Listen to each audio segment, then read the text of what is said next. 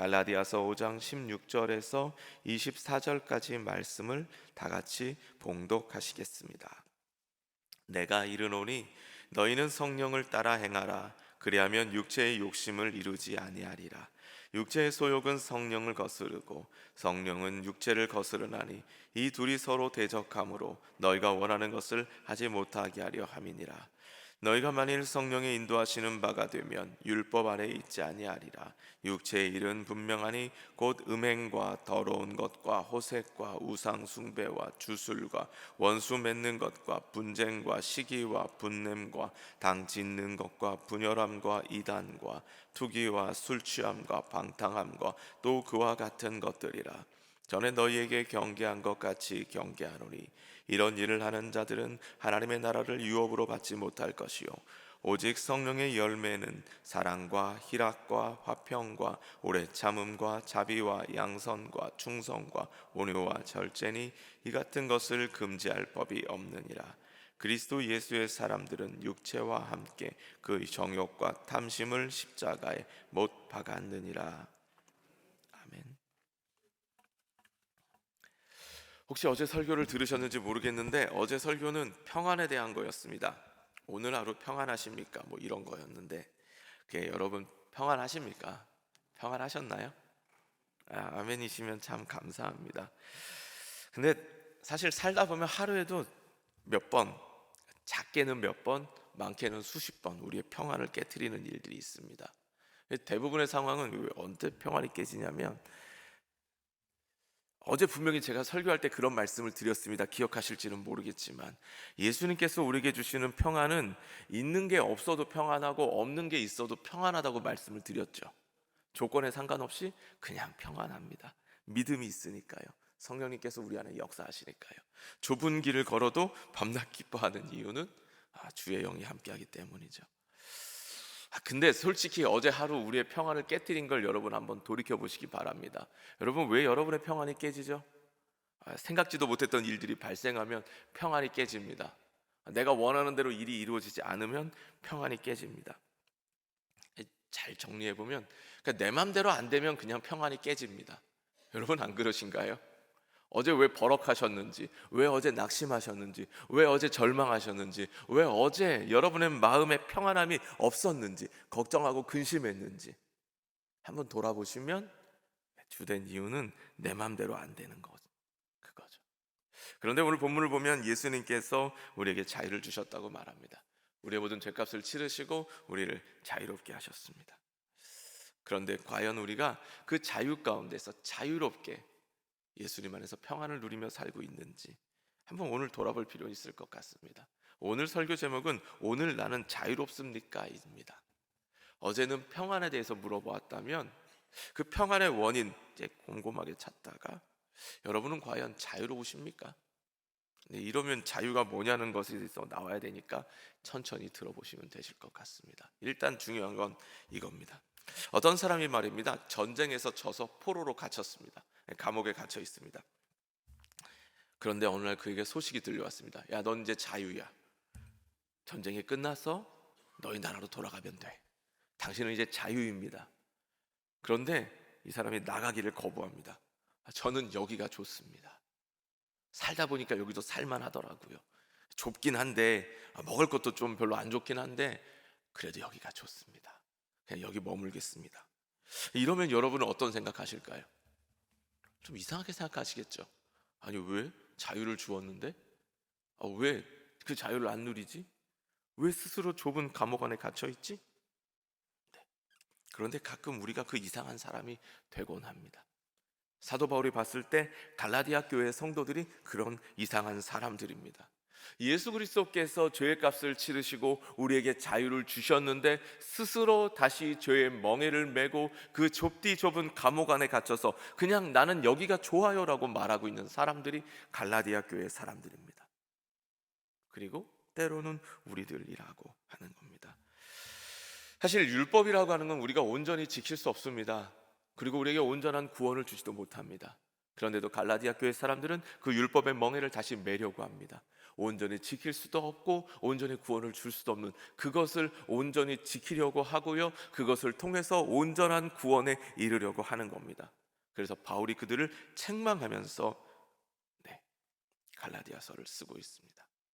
사실 바울이 책망하는 일은 그렇게 많지 않습니다.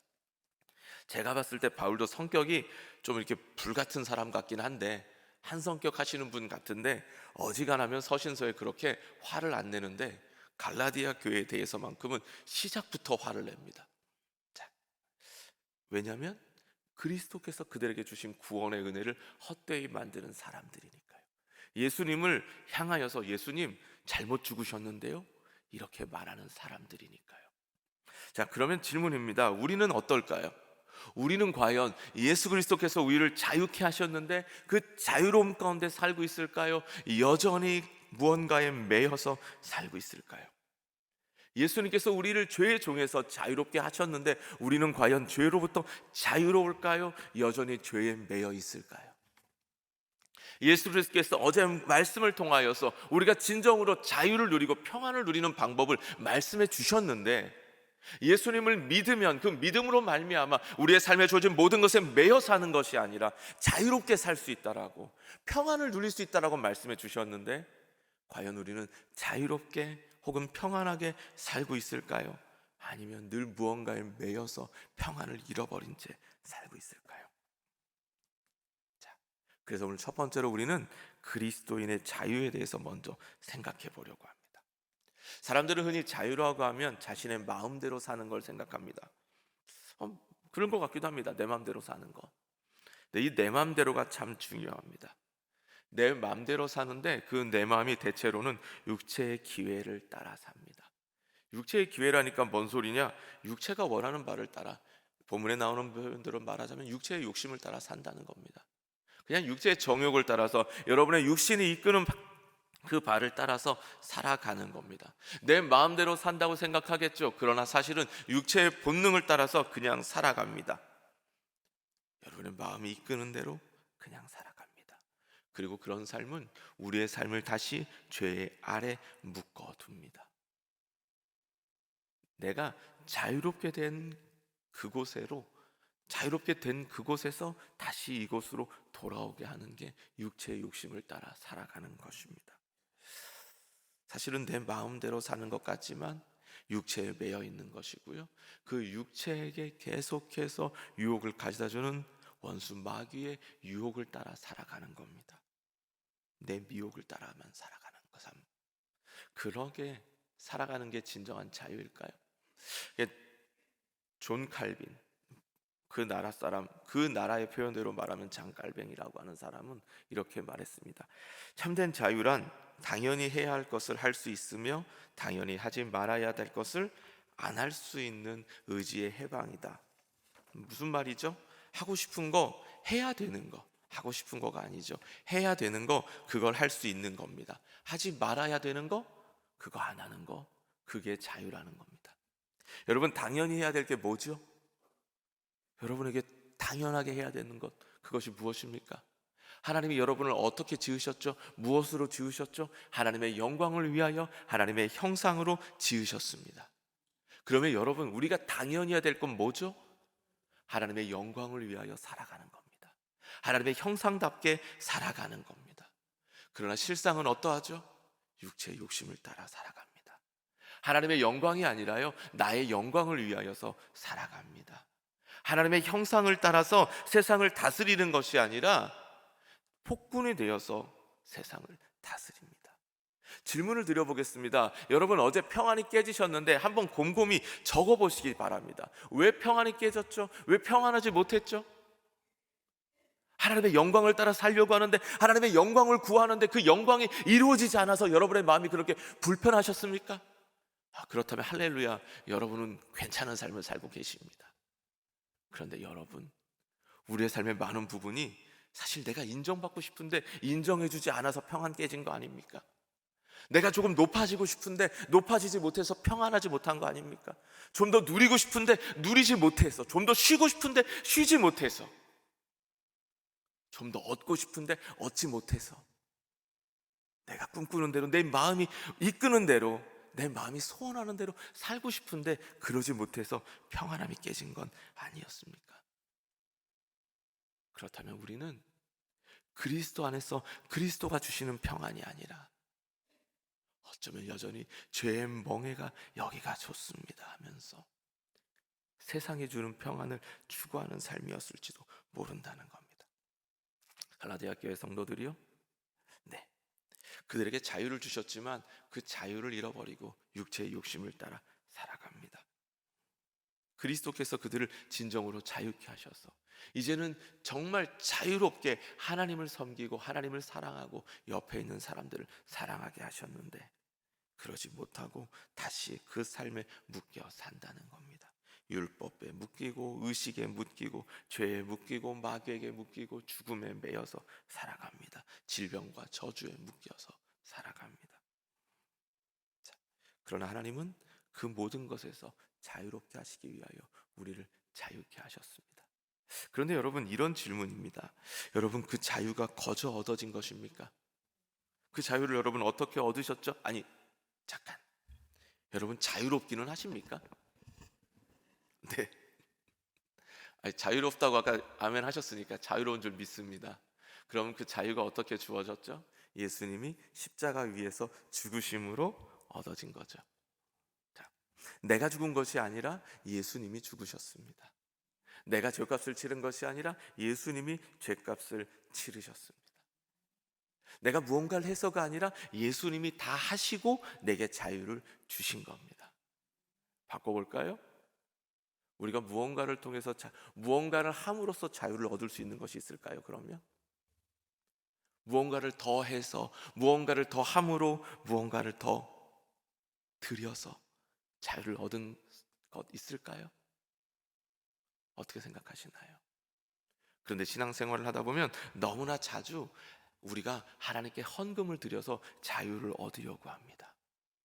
이미 예수님께서 십자가 위에서 우리를 자유롭게 하셨는데 하나님께 돈을 드려가지고요, 그 돈도 솔직히 여러분 다 드리는 거 아니잖아요.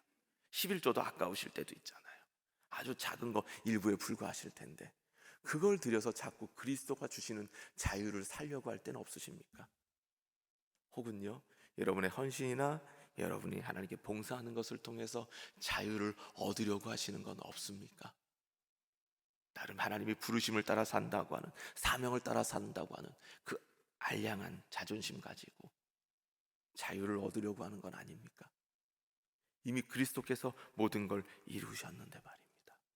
우리에게 중요한 건 무언가를 함으로써 자유를 얻는 것이 아니라요, 이미 자유롭게 하셨기 때문에 자유롭게 그걸 하시면 되는 겁니다. 하나님께 예물을 드리는 거요, 무언가에 매이지 마십시오. 자유롭게, 하나님께서 자유를 주셨으니 자유롭게 하시면 됩니다. 남 눈치 볼 것도 없습니다. 사명을 따라 살아가는 거요, 부르심을 따라 살아가는 거요, 봉사하는 거요, 헌신하는 거요, 남 눈치 볼 거 없습니다. 무언가에 매일 것도 없습니다. 이미 자유를 주셨으니 그 자유 안에서 자유롭게 헌신하시면 되고 자유롭게 나누시면 되는 겁니다. 그걸 통해서 자유를 얻으려고 하는 것이 아니라요. 또 생각해 보겠습니다. 그러면 여러분, 그리스도께서 여러분에게 자유를 주신 건, 여러분을 위하여 그 모든 것을 다 이루신 건 여러분이 얻을 만한 사람이기 때문입니까? 여러분이 뭔가 좀 예쁜 구석이 있으셔가지고 널 너무 사랑해가지고 내가 대신 죽을게, 이러신 걸까요? 여기서 아멘이 안 나오면 안 됩니다. 주님은 여러분을 사랑하는 게 맞습니다. 진짜 사랑하십니다. 이건 좀 믿으시기 바랍니다. 사랑하는 건 맞는데 여러분에게 예쁜 구석이 있어서 사랑하는 건 별로 아닌 것 같습니다. 저도 마찬가지고요. 뭔가 이렇게 자유를 주신 다음에, 야, 내가 너에게 자유를 주었으니까 이제 좀 가진 것 좀 내놔, 그건 나누자, 이런 거 아닙니다. 나는 죽었고 돈은 너한테 있으니까, 나는 죽었고 몸은 너에게 있으니까 좀 내놓을래? 이런 거 아닙니다. 사실 우리는 얻을 자격이 없는 사람들입니다. 사랑받을 만한 자격이 없는 사람들입니다. 구원받을 만한 자격이 없는 사람들입니다. 아니, 자유를 얻을 만한 자격이 없습니다. 왜냐하면 내가 지은 죄로 이 감옥에 갇혀 있는 거니까요. 그런데도 그리스도께서 우리를 위하여 죽으셨습니다. 우리를 사랑하신다는 그 이유 하나 때문에 우리를 위해서 죽으셨고 우리에게 자유를 주셨습니다.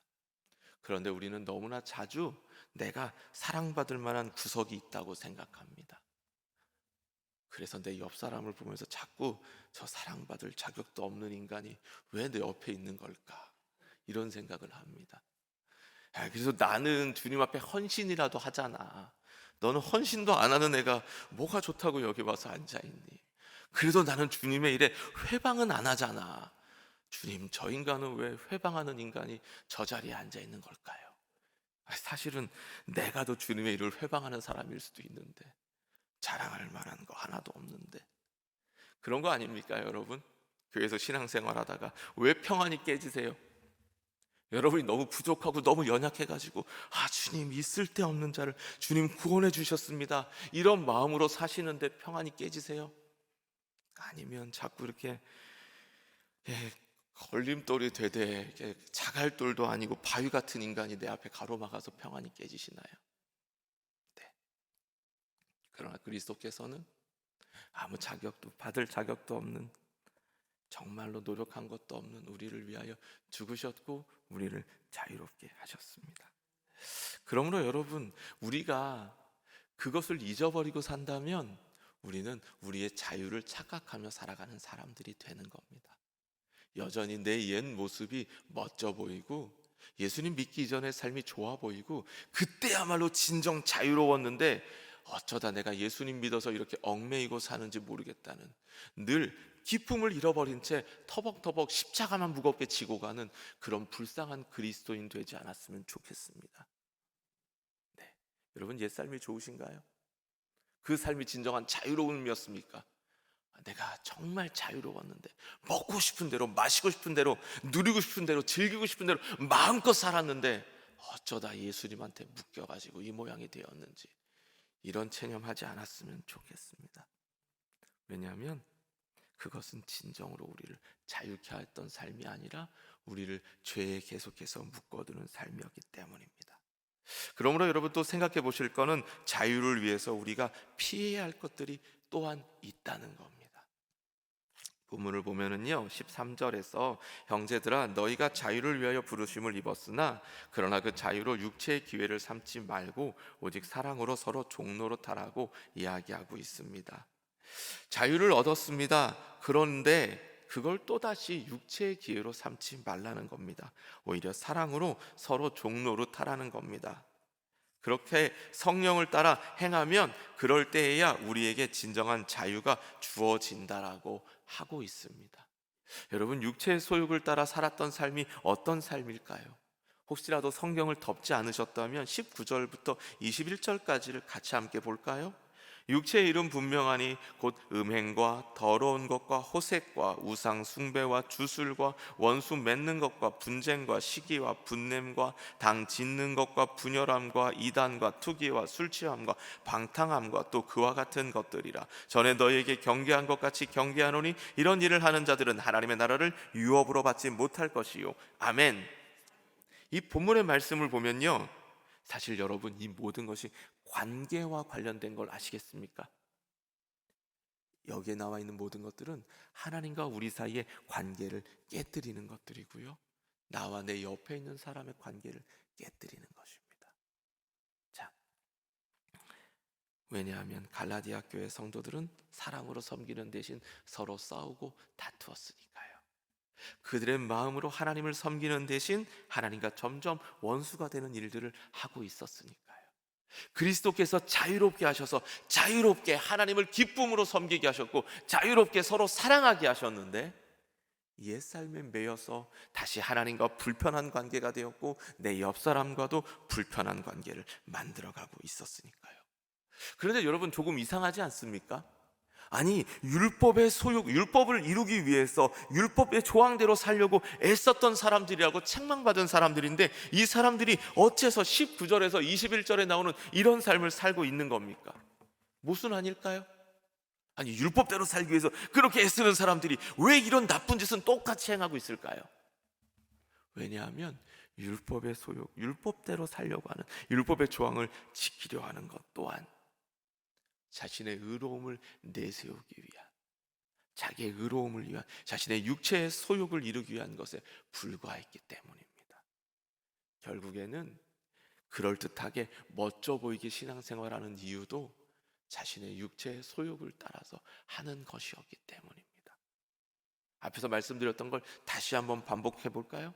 우리의 삶에 어떤 멋진 헌신을 하고 어떤 멋진 것들을 드리고 어떤 대단한 것들을 한다 할지라도 그것이 정말로 그리스도께서 내게 주신 자유를 따라 그 자유로움을 가지고 성령께서 감동하시는 대로 행하는 것이 아니라 다른 사람에게 멋져 보이기 위해서 하는 거라면, 다른 사람의 칭찬을 위해서, 다른 사람의 인정을 위해서 하는 것이라면, 다른 사람의 눈치를 보면서 하는 것이라면 그것 또한 육체의 소욕, 육체의 기회를 따라 하는 것에 불과한 것이고요.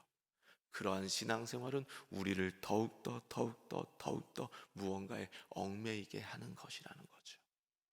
여러분, 예수님께 구원받고 그 구원의 은혜를 경험하고 정말 기뻤던 그때를 한번 생각해 보시기 바랍니다. 구원의 은혜가 정말 감사했던 그때를 생각해 보시기 바랍니다. 정말 주님이 주신 은혜가 너무 고마워가지고 눈물 흘렸던 그때를 생각해 보시기 바랍니다. 그러면 그때 여러분은 주님께 드리는 것이 아까웠습니까? 그럼 그때 드리는 모든 것들이 주변 사람을 보면서 했던 것입니까? 그때 예배 드리는 것들이, 그때 주님 앞에 헌신하는 것들이, 봉사하는 것들이 사람 눈치 보면서 했던 것입니까? 인정받기 위해서 했던 것입니까? 아니죠. 그냥 구원의 은혜가 감사해서 기쁜 마음으로 기쁘게 자유롭게 하셨던 거 아니었습니까? 그렇다면 여러분, 그걸 잊지 마셨으면 좋겠습니다. 영국의 유명한 부흥사인 로랜드 힐이라는 목사님이 어느 날 거리를 가고 있었습니다. 그런데 어떤 한 사람이 돼지를 이끌고 가는데 돼지가 양떼처럼 줄지어서 따라가는 겁니다. 사실 돼지는 그런 동물이 아닌데 이게 돼지가 줄을 지어가네? 이게 무슨 일일까? 물어봤습니다. 어떻게 하면 돼지가 이렇게 잘 따라갈 수 있느냐고. 방법은 간단합니다.